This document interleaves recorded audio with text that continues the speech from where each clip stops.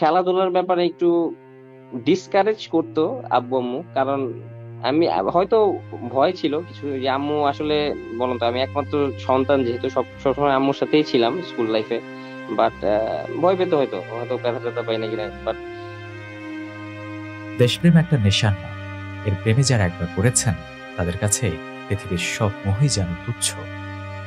অনেক বীর নিজের জীবন উৎসর্গ করে মানুষের মাঝে দেশপ্রেমকে জাগিয়ে তুলতে পারে।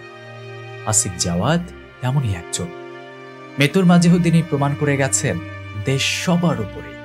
বলা যায় নিজের স্ত্রী সন্তানদের চেয়ে দেশকে আর দেশের মানুষকে বড় করে দেখেছেন এই বীর যোদ্ধা। মৃত্যুর মুখোমুখি হয়েও দেশের জানমালের ক্ষয়ক্ষতি কমাতে বিমানকে নিয়ে গেছেন জনশূন্য এলাকায়। অর্থাৎ আমৃত্যু রাষ্ট্রীয় দায়িত্ব পালন করে সবাইকে কাঁদালেন তিনি।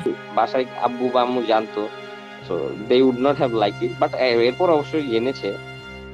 সুযোগ ছিল যুদ্ধবিমান ফেলে ঝাঁপিয়ে পড়ে নিজের জীবন রক্ষা করার, কিন্তু নিজের পেশাদার আচরণ, বিবেক আর অভিজ্ঞতার কারণে তিনি তা করতে পারেননি। শেষ মুহূর্ত পর্যন্ত চেষ্টা করে গেছেন বড় ধরনের ক্ষয়ক্ষতি থেকে সবাইকে রক্ষা করতে, কারণ জায়গাটি ছিল বেশ ঘনবসতিপূর্ণ।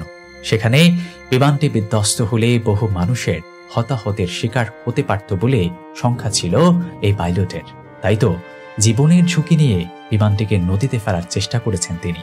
আর এতে জীবনটাই দিতে হলো ৩২ বছর বয়সী যুদ্ধ বিমানের পাইলট, বিমান বাহিনীর স্কোয়াড্রন লিডার আসিফ জাওয়াদকে। সুনীল গঙ্গোপাধ্যায়ের কেউ কথা রাখেনি কবিতার, কেউ কথা রাখেনি ৩৩ বছর কাটল, কেউ কথা রাখেনি আক্ষেপও গুছিয়েছেন আত্মোৎসর্গকারী বীর সেনা স্কোয়াড্রন লিডার আসিফ জাওয়াদ।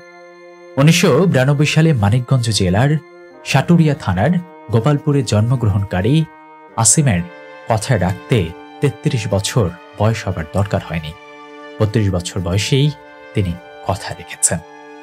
পিতামাতার একমাত্র সন্তান হয়েও দেশ মাতৃকার সেবা করার স্বপ্ন অন্তরে লালন করে তিনি বিমান বাহিনীতে নাম লিখিয়েছিলেন। সমরে দেহি মোরা প্রাণ মূলমন্ত্রে তিনি মা, মাটি এবং মানুষের রক্ষার যে শপথ নেন তা অক্ষরে অক্ষরে পালন করেছেন। মাত্র ৩২ বছর বয়সেই প্রাণ উৎসর্গ করে তিনি দেশ মাতৃকার সেবা করার স্বপ্ন পূরণ করেছেন। দিগ্বিজয় আলেকজান্ডারের মতো মাত্র ৩২ বছর বয়সে আসিফ জাওয়াদ মৃত্যুবরণ করেছেন।